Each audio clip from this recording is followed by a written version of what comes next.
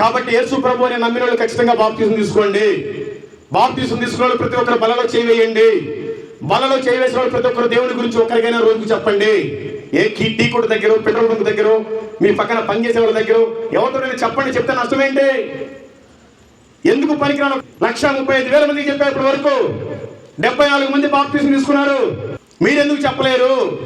మీరెందుకు దేవుని గురించి చెప్పలేకపోతున్నారు? దయచేసి మారండి, రోజులు బాగోలేవు. దేవుడు మిమ్మల్ని, మీ కుటుంబాన్ని, మీ ఊరిని, మీ సంఘాన్ని దీవించి ఆశీర్వదించును గాక. దానికంటే ముందుగా నీకు నిజమైన మారు మనసు రక్షణ దయచేయును గాక. మీ అందరి కోసం పాస్టర్ గారు ప్రార్థన చేస్తారు. Thank you. చాలా సంతోషం.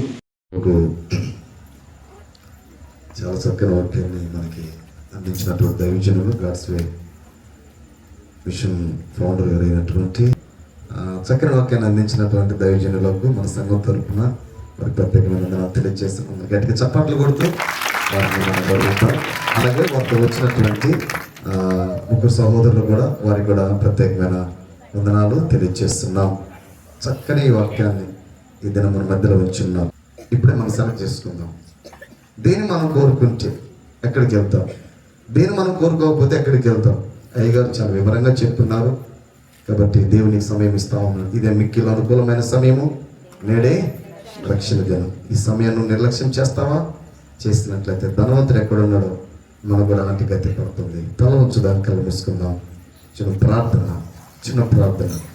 ప్రియ సహోదర సహోదరి, సమయం ఇంకా మించిపోలే. దేవునికి సమయాన్ని ఇచ్చున్నాను.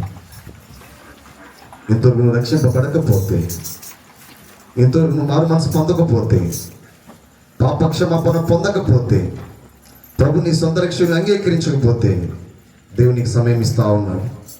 దేవునికి అవకాశం ఇస్తా ఉన్నాడు. ప్రియ సహోదర సహోదరి, ప్రియ తమ్ముడా చెల్లి, ఈ సమయం నువ్వు నిర్లక్ష్యం చేయొద్దు. ఈ సమయం నువ్వు పోగొట్టుకోవద్దు.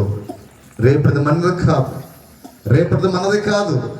దీపం ఉండగా నీళ్ళు చక్క పెట్టుకోమని చెప్పి లేఖనములు సెలవిస్తూ ఉంది. ఈ దినమయ్యా నేను పశ్చాత్తాపడుతున్నా, నా పాపం జీవితాన్ని విడిచిపెడుతున్నా. ఇంతవరకు నా ఇష్టానుసారంగా నేను జీవించా, లోకానుసారంగా తిరుగుబోతుగా, త్రాగుబోతుగా, వ్యభిచారినిగా, దొంగగా, రకరకాల పాప భూములను జీవించానయ్యా. ఇక నేను అలాగే జీవించనయ్యా. ఇప్పుడు నా పాప జీవితాన్ని నేను విడిచిపెడుతున్నాను. ఇప్పుడు నా పాపం ఒప్పుకుంటున్నానని ప్రభు దగ్గర వాటిని ఒప్పుకుందాం, విడిచిపెడదాం. అతిక్రమం దాచిపెట్టువాడు, వర్తిలో వాటిని ఒప్పుకొని విడిచిపెట్టువాడు కనికరం పొందుతాడని చెప్పి వాక్యం మనం సెలవిస్తాం.